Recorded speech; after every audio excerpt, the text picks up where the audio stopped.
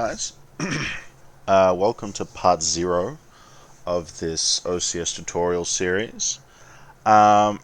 This video is technically not being created first in the series, and if you're already familiar with the topics of this video, you can skip straight ahead to video number 1.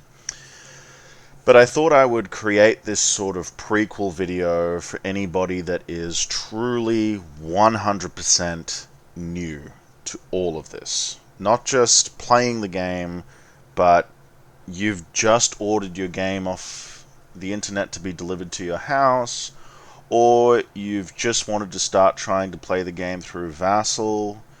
Wherever you're starting from, I just wanted to create a bit of a shorter run-through video on how to set up a game and your documentation through Vassal, and I've got a little video afterwards of my own physical boards and boxes and storage systems and how I manage things on the board, just as a brief introduction to how to get yourself initially set up before you start watching the tutorial series. So without further delay, I'm going to start with the digital side of things. What you're seeing in front of you here is what you're going to see in all of the subsequent videos in the tutorial series. I've got my Vassal on the left, and I've got my paperwork and web pages and etc. on the right. I apologize if the text's a little bit difficult to read. It just happens to be the size of my monitor. It's quite big, but I'm just going to explain in detail exactly how everything works. So if you've got your own monitor and your own computer in front of you, it shouldn't be too difficult to follow along with what I'm doing. So I'm just going to start with Vassal. Vassal is a free program available for Mac, Windows, and I think Linux as well. Yeah, it is. So the first step you're going to want to do is go to Google. And I just type in, for example, Vassal download. And that brings up a bunch of results. And the first one should be download Vassal. And you can just click on that. And it's going to bring you to this page, download Vassal with the latest version, etc., etc. Vassal runs on Linux, Mac OS, Windows, and any other system which has Java. Find your operating system for instructions on downloading and installing Vassal. Now, it is necessary that you have Java, I believe, installed in order to operate Vassal. I'm not quite sure about that. Yeah, here we go. Okay, no, that's only necessary if you're running a Linux or other operating system. I believe that it just operates on its own if you are on Windows and Mac, and I believe that a vast majority of the viewers of this video are most likely running on Windows or Mac. So in this case, I'm showing you it on Windows, but I have used Vassal on Mac. There is only a few small differences in the UI between Windows and Mac, so you should still be able to follow along pretty closely if you're doing this on a Mac. So once you download the installer by clicking on one of these, it may be 64-bit or 32-bit depending on your operating system. If you don't know the answer to this question, I guess I can do a little tech support here for you. I'm presuming that you're going to be on Windows 10 or 11, or perhaps even if you're on Windows 7. Each of your windows is going to have something here called a search bar, and in this search bar you can type in something called DXDIAG. Just to repeat that, it's DXDIAG. It stands for DirectX Diagnostic. Every Windows computer has it. I'm only saying this for Windows because there's only one download option for Mac. But obviously if you're on a Windows, you're going to want to know if you're operating on a 64 or 32-bit architecture. You can find that out by running this DXDIAG command. And it's just going to bring up some statistics about your computer. Specifically on this first page, you don't need to look any further.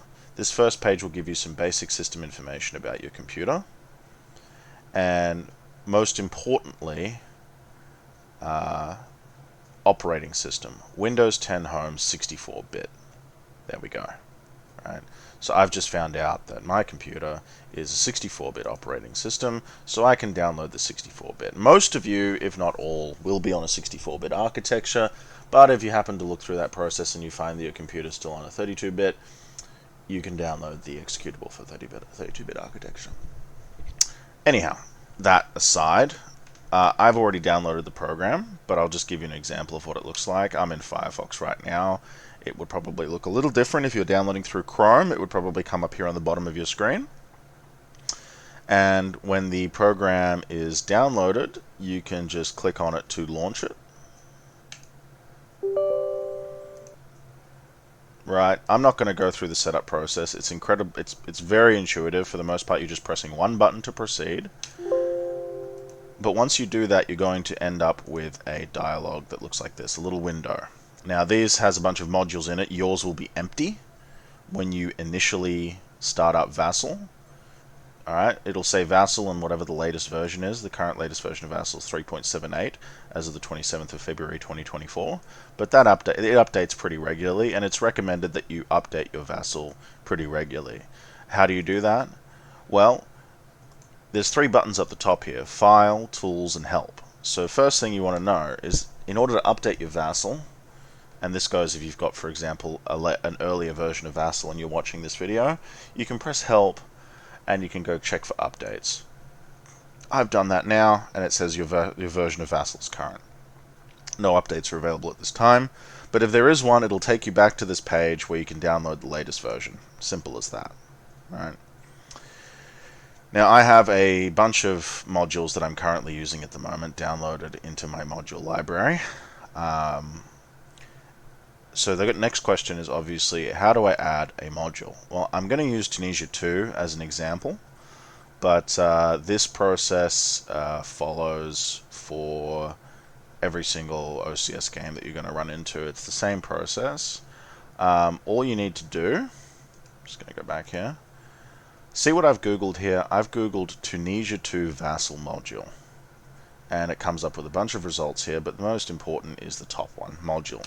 Tunisia 2. So this is going to come up with the Vassal page for the Tunisia 2 module for the Vassal program, and it's going to come with a list of versions. The latest version is at the top of the files and module information. Special thanks to Herman Wu, who does a great deal of the technical work on all of these modules and makes it all possible. So if you scroll down to the bottom, you can get a bit of a version history and an explanation of what has been updated in each version of the game. You'll find that the Vassal versions of these games are different to the board versions, simply out of virtue of the fact that the Vassal versions of the game can be edited and updated, whereas obviously the board games that are sent out cannot be updated in the traditional sense. So they are stuck in whatever state they are shipped out in. So there is some visual and technical differences between the board games that you'll purchase from Multiman Publishing and the modules that you'll download from Vassal. But either way, all you need to do is click on the hyperlink and it will begin downloading the module. Now, I've already downloaded all the modules that I want, so I'll just give you an idea of what you do when that module does download.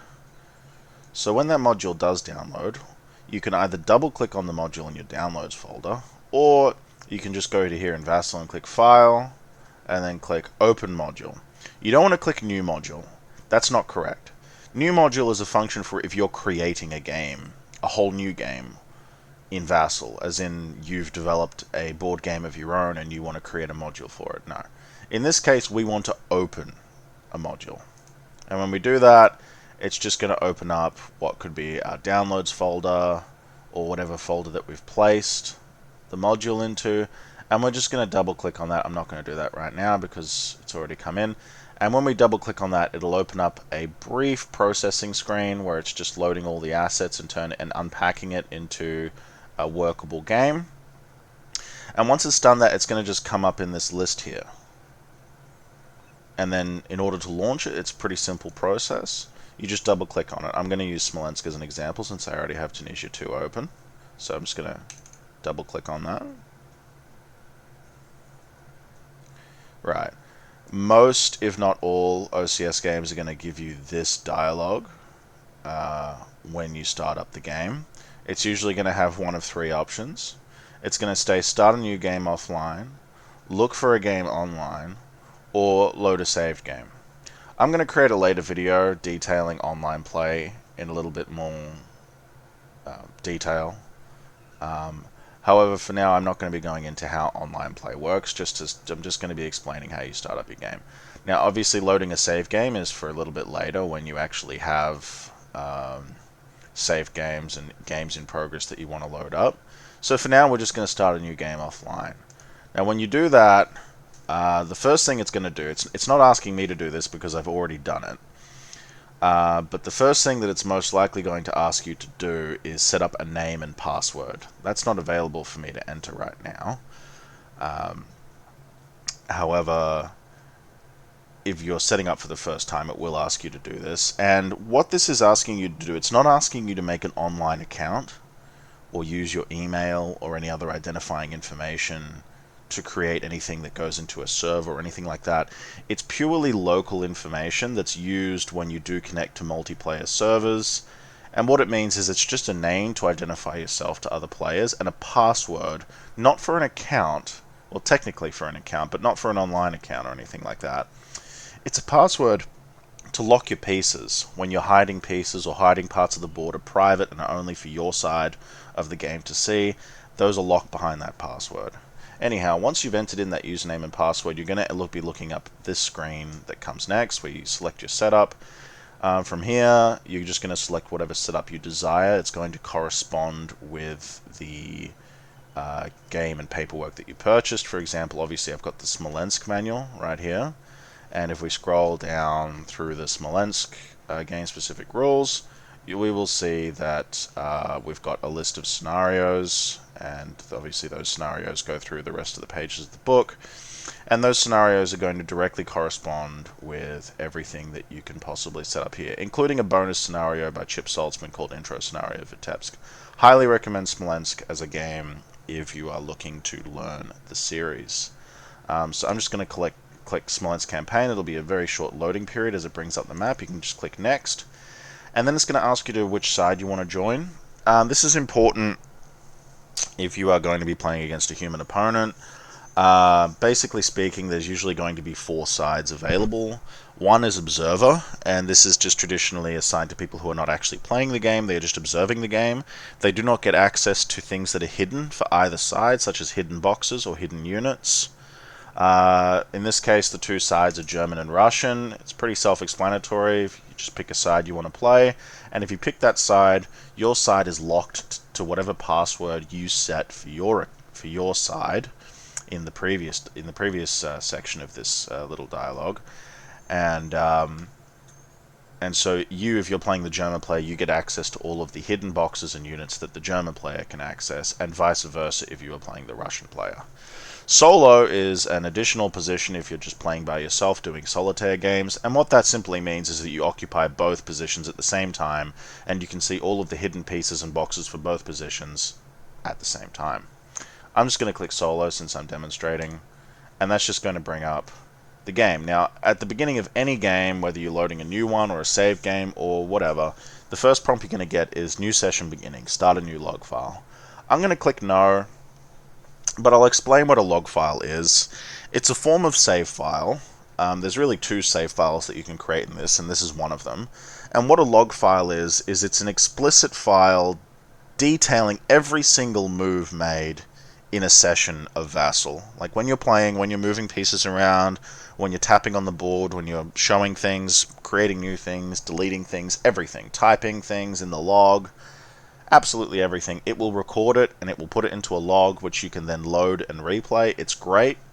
I use it all the time, and if I'm playing a game against any opponent, I will seek to create a numbered log file system where I am just counting every single log file I create and in order, so I can go back through an entire game that I may have played over the course of months or even years and I can see every single move, when it was made, and how it turned out. But I'm not going to create a log file right now, since this is just for demonstrative purposes.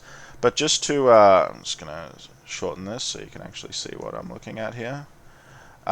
Just to show you where you can start a log file if you don't use that particular option. It's just here in the file option.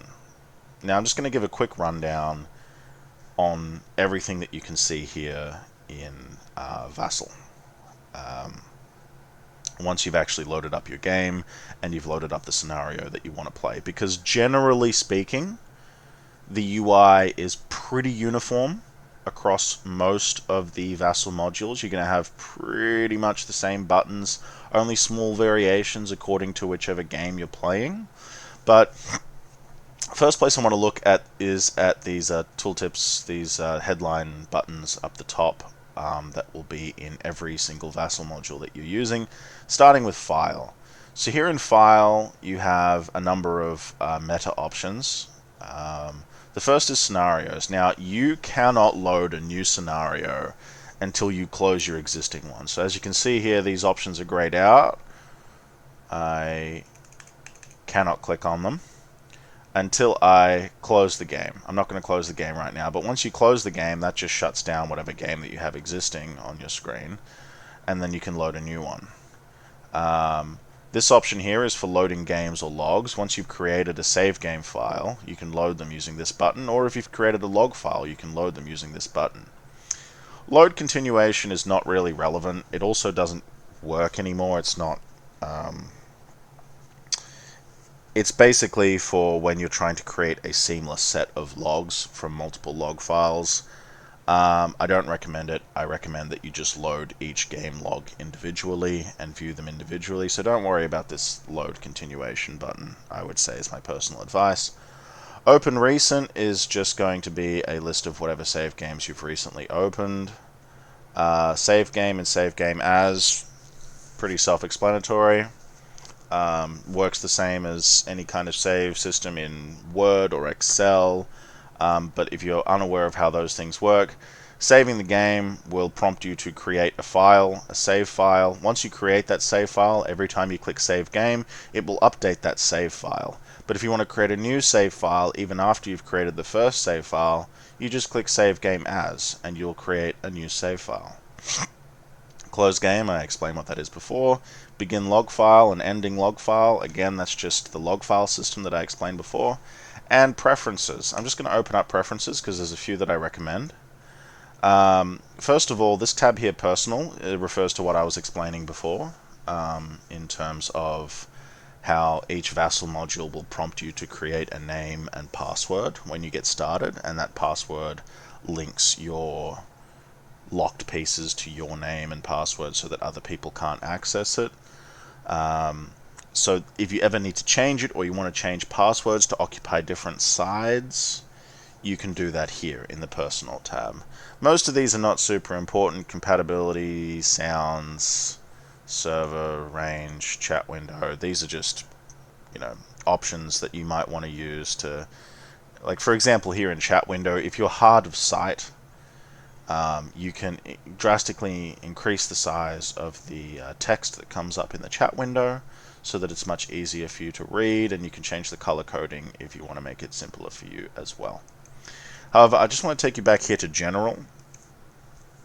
In this General section you get most of the relevant choices that you can actually use to change the way that the Vassal module works. Starting with language, obviously if you speak a language other than English as your primary language, you might be able to change it here to something that makes a little bit more sense to you. You can override the default font size if you want to make it larger, again if you're hard of sight. Most of these I do not recommend changing. There's only a few here that I do recommend you have ticked if they are not ticked when you start the module. Auto report moves is a pretty critical one. I think you'll find that if you're playing multiplayer matches or live matches between friends, having the auto report moves section ticked simply means that every move that you make on the board is logged in the chat log and viewable and traceable for the sake of transparency between you and your opponent. As an addendum to that, if you're hiding units, if you're using Fog of War, it will still maintain the Fog of War by putting a question mark instead of the unit that you're moving, so that the move remains hidden. It just remains a log that lets your opponent know whenever you're making a move. Obviously, do not untick opponents can unmask my pieces. However, there is only one other tick box that I would recommend, but you can turn it off and turn it on. And what that is center on opponent's moves. I have it turned off right now, but I will turn it on from time to time. All it means is that when you are looking at the board, if your opponent makes a move and it's out of the window that you are currently looking at, it will shift the window to where your opponent made that move, so you can better keep track of their moves. Sometimes it's helpful to have it on, sometimes it's helpful to have it off, but that's just how it works. Anyhow, that's the preferences, and that's most of what you're going to be able to see in the file section. Tools, there's not much here that you will find yourself needing to use. Again, the continuation function is not one that I recommend. Refreshing counters is not something I've ever had to use. However, load log and fast forward is probably the most useful button that you can see in this tools section, because it allows you to load a log and just fast forward to the end of the log if you ever find that useful to you, and there will be situations where that is useful. Help is a helpful section. First of all, you've got keyboard shortcuts, and that's just going to come up in whatever PDF browser that you have open, and that's just going to give you here a list of shortcuts for the module that you're playing, and these are extremely handy, great to memorize. I'm not going to go into individual shortcuts and which ones I use or don't use, but they are very helpful, and they do help speed up play. And there is some global shortcuts as well that come with every Vassal game. Again, I'm not going to go into which ones I use and don't use, but very helpful to read this list if you want to speed up your play. There's a Vassal User's Guide. Again, I'm trying to be as comprehensive as possible in this video, but if there's anything that comes up that you don't quite understand and that you need some help, this User's Guide is 35 pages. It has a table of contents that is digitally accessible. It'll answer any questions that I do not in this video. And other than that, there's just, an about and about Vassal. Nothing quite important. But that's just what you're going to find up here in File, Tools, and Help. But the more important bread and butter that you'll see here are these range of buttons as part of the module up the top here. Right? These are specific to the module. They all have different meanings, and I'm just going to go through one by one as to what they mean, so you can get a better idea of what you're looking at when you start up a Vassal module. So these first two buttons here are grayed out. Basically, they are undo last move and step forward. If you're playing a game with a friend, the step forward button will not be available. The step forward button is for log files. You use it to step forward through a log file, looking at the next step that's been logged all the way until you go to the end. Undoing a move is self-explanatory. However, it doesn't last forever. You won't be able to make 1,000 moves and undo 1,000 moves. Memory only really goes back somewhere between 10 and 20 moves. After that point, it's not going to log every move that you made. The next button we have here is the server controls. Now, I'm not going to go too deep into this. Again, I will make a separate video as a tutorial as to how to do online play. But you use this dialog to connect to games with your friends. I'm just going to close that because that's a topic for another video. This retire button is used to change positions.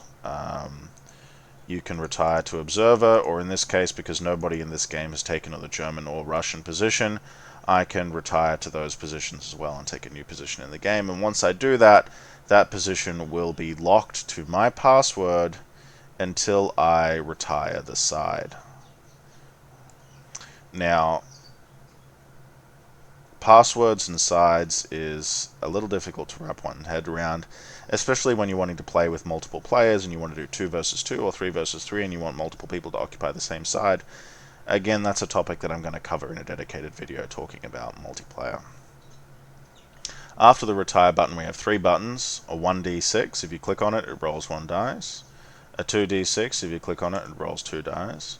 And a 2d6 plus 1d6, which if you click on it, it simply rolls 3 dice. Right? Or technically it rolls 2 dice, and then it rolls a 3rd dice. All of these correspond to various actions that you're going to want to do in the game. There are various things in the charts as you play a game that will call upon for dice rolls. It's a pretty central part of the game. So it's pretty simple. Just remember these. If it calls for you to roll 1 dice, you can click this button, 2 dice this button, and 2 dice plus 1 this button. Right. This button here, counters. If you click on it, it's going to bring up a dialog on the left-hand side that you can stretch out using your mouse just by clicking and dragging. You can stretch it out as far as you want for visibility. And what this is it's just a little part of the Vassal module that contains all of the counters. Now, as I'm going to mention in later videos, the board in Vassal is set up for you. There's only a little bit of setup left to do that is optional to the players, but for the most part, the scenario setups are automatically done. So you don't really need to be going by hand unless you want to do that. And setting up the board from scratch, you can do that if you think it's a helpful mental exercise. But generally speaking, this here is just as a backup in case you need to get extra pieces or replace pieces, or if you accidentally delete a piece.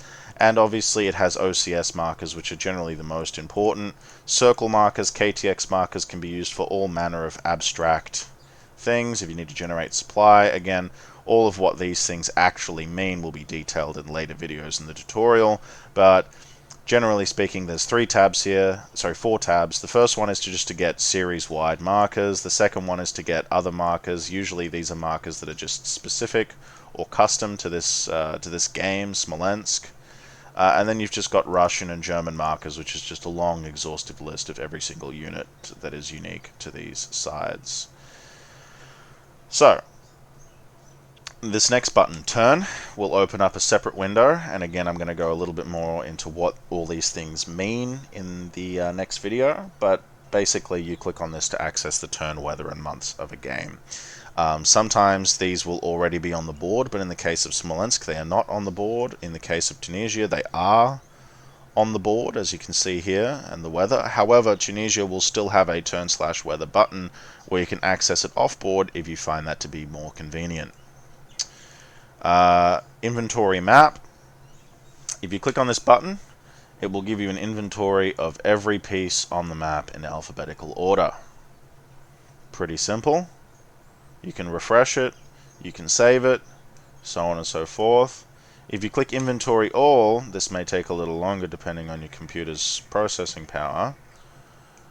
It will give you a list not only of the units on the board, it will give you a list of all units in the entire module in that time, including ones in off-board boxes, right? These functions as inventory are helpful if you need to find individual units. For example, if you need to remove them from the game, the alphabetical system really helps in finding them. Right. You have two sets of charts here in the case of OCS, and also in the case of Tunisia. In the case of most OCS modules, you're just going to have 2 charts button. The first charts will be OCS 4.3 charts. These are series-wide charts. Again, I'm not going to get into what they mean. That is for a later video. Furthermore, you'll have, for example, Smolensk charts or Tunisia charts. Again, it is not for me to explain what any of these means in this video. I'm just explaining where you can find them. So OCS 4.3 is for series-wide charts, and Smolensk charts are for charts pertaining just to the game that you're playing in particular. Notes, again, is just for writing things down like you would on a piece of paper if you're playing the game on a board. And most of these are pretty straightforward. They are scenario or public, both of which are visible to everybody, or you've got one here that are private, which are invisible to everyone else, or delayed. Delayed I'm not going to get into in any significant depth, but to give you a brief overview of what they do, they allow you to create hidden notes that you can reveal to other players at later times with the date and time of when they were created. Useful for hidden moves, and many games will call on them, and OCS system itself has some hidden moves in the system that you will need to do in the case of airdrops. Counter actions and counter highlights are very helpful. Counter actions in this case are various functions you can use to clean up the board at the end of the game. Very helpful, very useful. I'm not going to go into exactly what they do. I'm going to use them as I actually play the game throughout the tutorial. But put simply, most of these functions exist, and they exist in most modules to clean up the board at the end of each player turn. Counter highlights have a similar function. They're just here to highlight anything that you might be looking for as you're playing the game. Very useful, and one of the major benefits of playing on Vassal as opposed to playing on the board. You get all these special functions that just make things so much easier. However, not 100% necessary, but very useful. You've got some additional buttons here. I don't actually use these. These are for PBM play by email. If you're playing with people over email and not playing live, you can use these buttons to indicate to your opponent what you are doing, how you are doing it, just visual indicators for if you're playing by email between your opponents. I can't really give you, and this button is to remove all those markers. I can't give you much of an in-depth explanation of how that works because I don't play by email, I play live, but perhaps in a later video I will have people who do play by email and they can explain to me and you how that process works. Furthermore, there's a button here to take a screenshot of the map as a PNG image. It will save the entire map, not just the section you're looking at. So I will just save that, and I will open it for you so you can see exactly what I'm talking about. Here we go. Alright, so that's just saved an image of the entire map, as you can see here. Right, so even though my dialogue is only looking at this, this will save a relatively good resolution photograph of the entire map.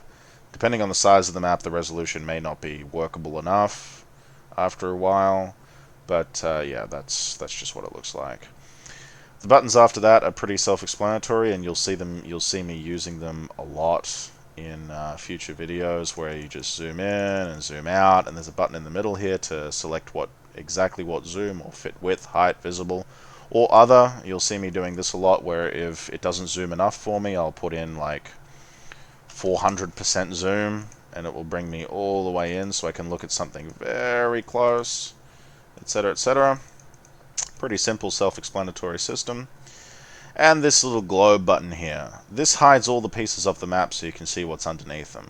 Very useful and a great benefit of Vassal. Two last buttons here.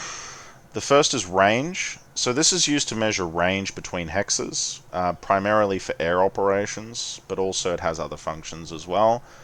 How it works is you click on the button, right, and this enables the range function. You move your mouse to the map, you hold down click, and then you keep holding it down, and then you move your mouse to the destination hex, and the dialog will tell you exactly how far away that hex is from the hex that you are drawing from. If you let go, it will keep that range, but if you click, it will disappear and you will be tracing another range. To disable that, you just click range again, and as you can see, I can't do it anymore. That's the simple function of the range button. The last button here is to mark all pieces on the map not moved. Now this is just, again, a cleanup function. Another benefit of Vassal over board play is that when you move a unit, I'll give you an example, like this. 1, 2, 3, 4, 5. As you can see, this unit now has a little black marker next to it that says moved, to indicate that the unit has been moved from its original location. And if I right click on it and I click movement trail, it gives me a breakdown of all of the hexes that this unit has been. Right? And then I can turn off the movement trail, I can move it back to its original location, if that was its original location, and then I can click mark moved to unmark it as moved. But if you want to do it for all units, for example, at the end of a turn as part of a cleanup process, you just click this button, and it will mark all pieces on the map as not moved. Alright? So those are the kind of buttons that you're going to run into at the top of a Vassal module. Now, as you just noticed, I right-clicked on a unit, and there was a bunch more options there. I can't go fully in-depth into every single thing you can possibly do in every Vassal module when you right-click on a unit. Every game will have its own unique functionality, but I can describe some basic things that you can do when you right-click on a unit in this game. Well, first and foremost, before we talk about right-clicking, in case you didn't know, to move units around in this game, you click on them and you drag them around with your mouse. Just like that. Alright. If you're dealing with a stack of units, if you click on it just like that and you drag them around, it's going to move the whole stack. But if you want to move individual units in the stack, you can double-click on the stack, and that will expand it like this. And once you do that, you can use your mouse to click and pick individual units in the stack and move them in and out and into the stack as you please. Right? That's basically the function of the left-hand click in this game. It's just used to move all the different markers that you have on the map around, whether you're moving units or placing things down or any other function. That's how it works, and that's just how you move units around the map.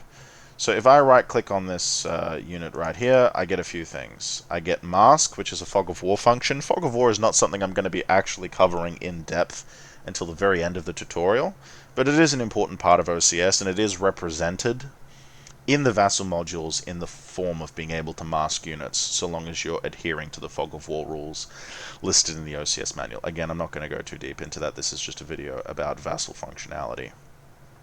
Modes, fuel and supply, multi-step units, multi-unit formations, miscellaneous. This will all be covered in later videos when I'm actually talking about these topics in depth. But again, placement of various things, miscellaneous, rotating the unit. You in most cases will not actually have to rotate the unit unless it's for a special game function. Change the label. You can write something and it will come up above the unit, right? And then if I want to change that back, I can just delete it and it goes away.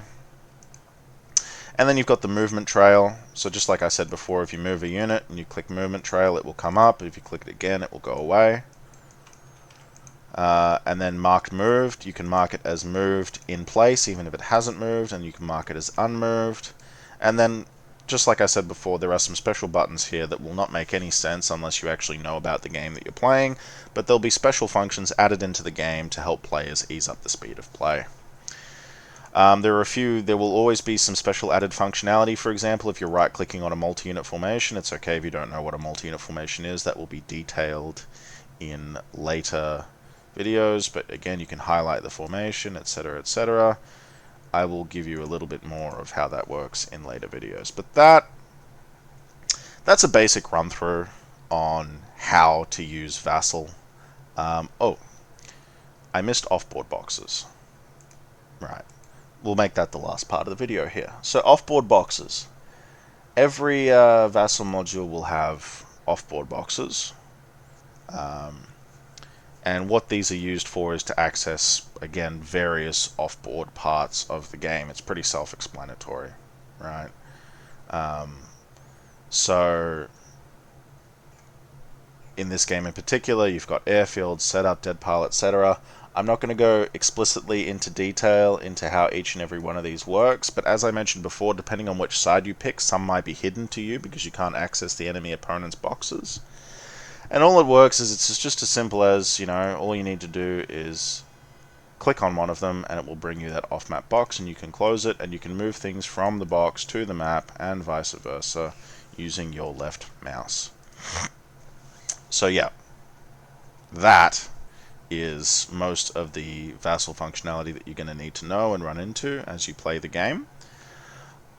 And what I'm going to do now is I'm going to end the video with another section, just a brief overview of what my recommendations are if you're playing on the board. And now again, this tutorial is going to be in Vassal, and I'm going to be mostly doing this in Vassal for demonstrative purposes, but I understand that many of you are going to be playing on the board, so I just wanted to give you some advice. I don't play on the board as much as I used to, but I do still have one set up, and I have a few different games, so I can just give you a few tips if you're setting up and punching your game for the first time, opening it for the first time. I'll move into that now. Right, so this is my living room, and these are some games that I own. Here's an example of some things that you might be looking at. So this game of Beyond the Rhine still in plastic. This is generally how most games will be delivered to you, especially if you've ordered it from MMP. This is the first game I ever got, Guderian's Blitzkrieg 2, and as you can see I've got it split up into various plastic containers.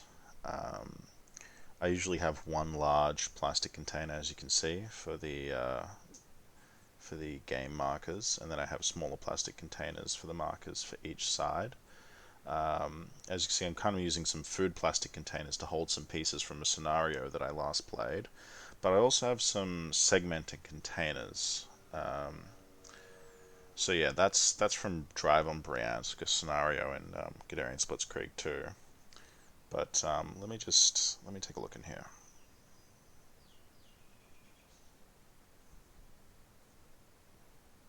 Right, yep. So these are the smaller segmented plastic containers that I use to separate out. And inside here you can also see that the paperwork, this is the paperwork that you're going to get with any OCS game that you purchase. It's usually going to have the game-specific rules, it's going to have the series rules, it's going to have possibly a scenario booklet, it's going to have booklets for each side, and then finally you're going to find the maps.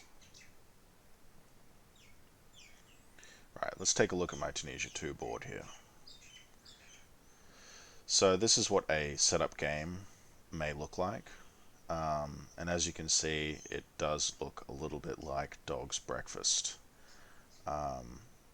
Myself and my opponent have various methods that we use to speed up play and to make things a little easier.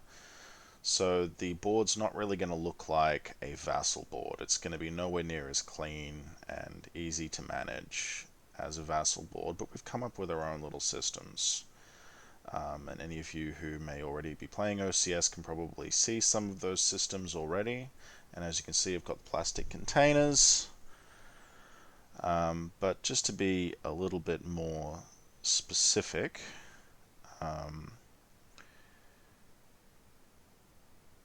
right, so first of all, as you can see, we tend to make significant use of abstraction. Like here, these units aren't actually on the board, they're spare counters that we're just keeping close to our hands.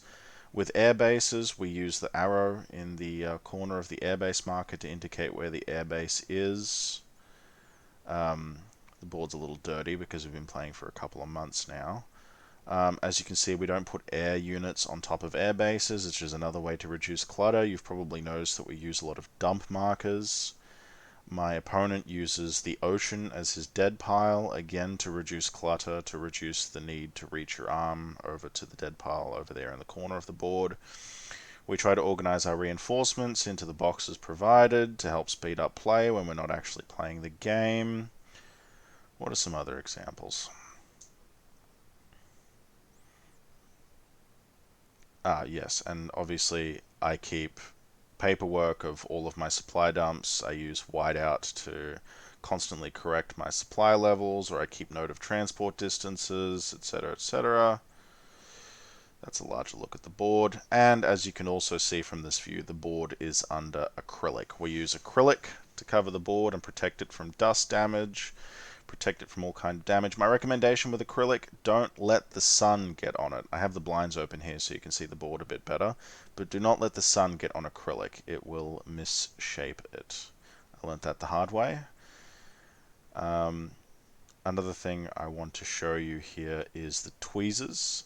Any pair of regular tweezers will be extremely helpful to your play. You can use them like this to pick up individual units. Very simple, very easy. A little method I like to use is you can actually flip them upside down, and I kind of screw it up here a little bit. But if you go from underneath the stack like that and use the tweezers upside down, you can pick up entire stacks using that upside down method that I use. Now, like you can see here, you might need to stretch out the tweezers a little bit. They might not be initially as wide as you want them to be in order to easily grab units, but yeah, metal stretches apart, so you can work that out. Yep, so we've got a larger view of the board. As you can see, we each keep our paperwork close to us.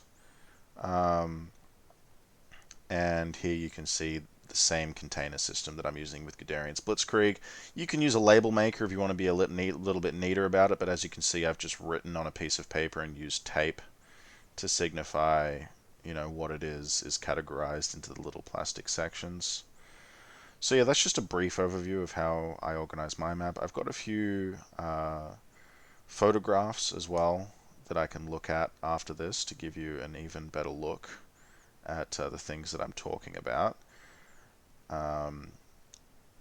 But yeah, that's just a few examples of some of the management systems that I use. Yeah, so you can see here, paperwork, plastic containers, notebooks, pens, tweezers. As you can even see there in the bottom left, we've got a little history book for historical context and research. Here you can see that, as I'll mention in some of the videos, we use holding boxes like the Tunis box and things like dump markers. And as you can see here, the ocean is God's greatest holding box. We use it for various things that you really wouldn't do in Vassal because Vassal gives other functions. And yeah, as you can see here, I tend to keep a bunch of useful markers on hand in case I need to use them. Yeah, so again, this tutorial is mostly focused on Vassal, so that's just a little example from my on-the-board play, a few tips for board players. I'll try to insert more tips across the tutorial, but yeah, just as a matter of necessity, and because this is a digital video, most of the tutorial is going to be done digitally through Vassal. So I just want to return to my computer screen here for the final topic of this video, and that is how you can navigate your way through the paperwork of the series, more specifically if you're playing through Vassal, because obviously if you're playing on the board, the paperwork is going to come with your box. So the first thing I want to do is I want to direct your attention to a website called OCS Depot. There's a few different websites, but this is the one that I use. It's www.ocsdepot.com. It has all of the documentation that I need for OCS related purposes. There might be a more updated website. I think the gamers have their own website as well, but this is just the website that I tend to use because it has everything that I am looking for, and it is still updated. As you can see, the soon to be released Luzon game is available here. And there is a hyperlink for every single game in the OCS series, as well as one for the series rules and charts. So this is my one-stop shop for all OCS documentation that I need to play the game.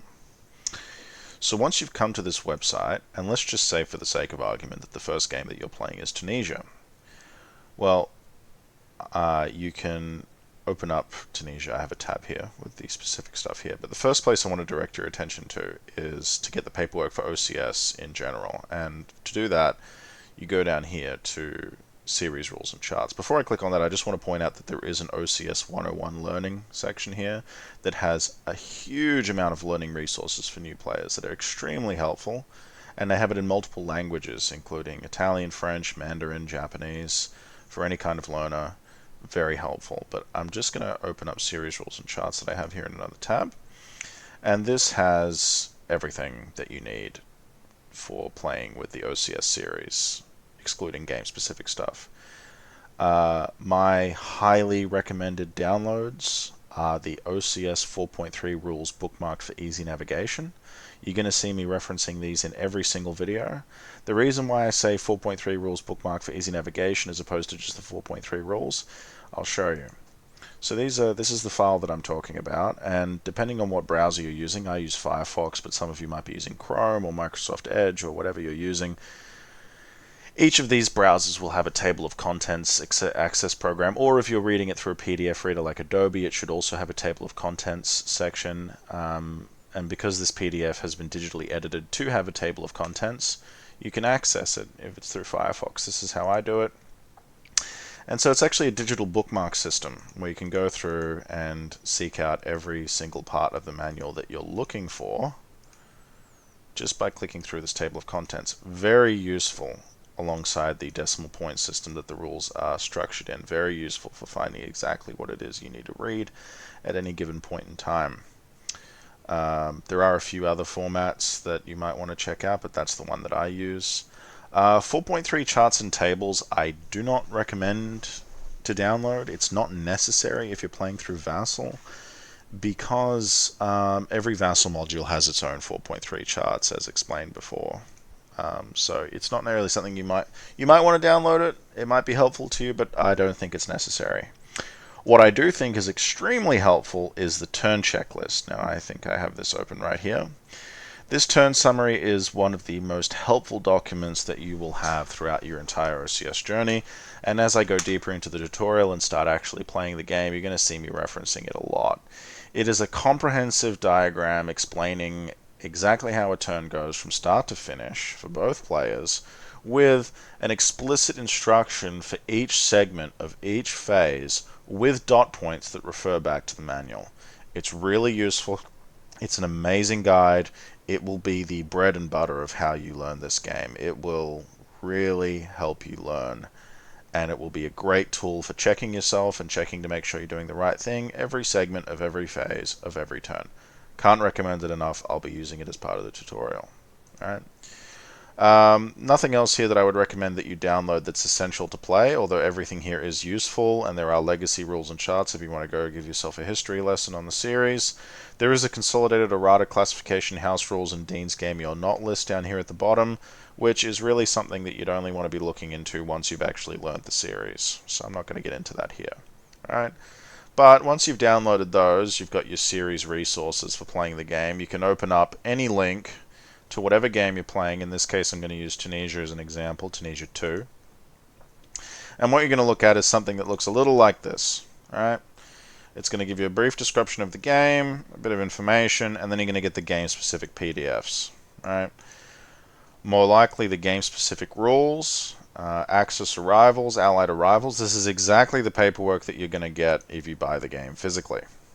There's an errata, which is basically just, again, a document used to give updates to the game, clarifications, improvements, if there's any mistakes that can be fixed through the errata.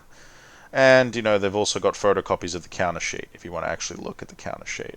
And some miscellany, some information for players who are interested.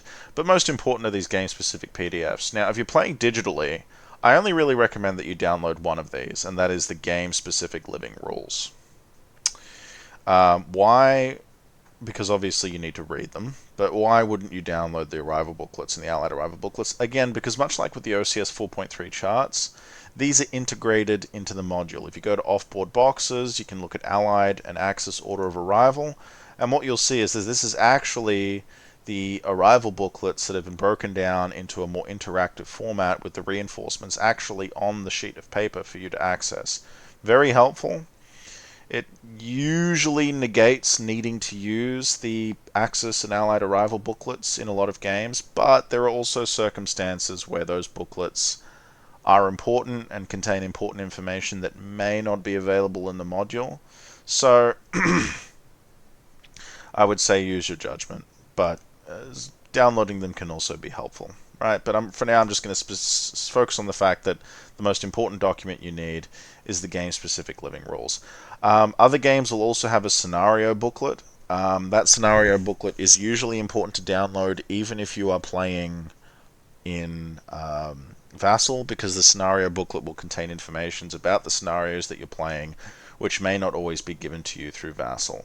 An example of that would be like Guderian's Blitzkrieg 2. I'll just show you. So, for example, if we open up Guderian's Blitzkrieg 2, there is a scenario booklet, right? And this scenario booklet has information that may not be available just in the Vassal module itself. The larger games naturally are going to have more paperwork than the smaller games like Tunisia 2, but obviously the developers have done their best to keep things as succinct as possible. So I have all of the PDFs that I've downloaded from this website open, whether that be game-specific manuals, arrivals, errata, etc., etc. And I tend to keep them all in a central location on my computer, which I can show you now. So in my documents folder, I have a folder here called the OCS folder.